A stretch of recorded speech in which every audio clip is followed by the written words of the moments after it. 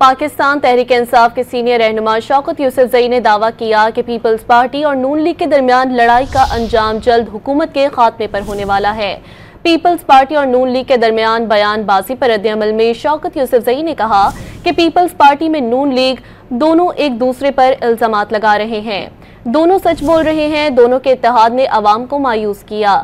Peoples party نے کچھ زیادہ ہی سچ بول لیا کہ نون لیگ کے مینڈیٹ پر سوال اٹھا لیا۔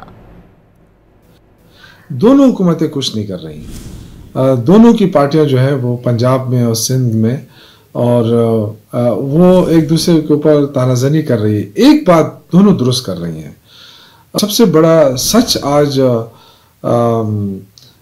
سرجیل میمن نے کہا ہے، جو سندھ کے وزیر اطلاعات ہیں، کہ ہمارا مینڈیٹ درست ہے، آپ کا مینڈیٹ سب کو پتہ ہے، اور کیوں ہمارا منہ کھلوانا چاہتے ہیں۔ اس کا مطلب یہ ہے کہ پہلی مرتبہ یہ سچ بول رہے ہیں کہ جی آپ کی بھی پرفارمنس نہیں ہے، وہ دوسری کہتی ہے آپ کی بھی پرفارمنس نہیں ہے، تو دونوں ایک دوسرے کے بارے میں یہ سچ کہہ رہے ہیں۔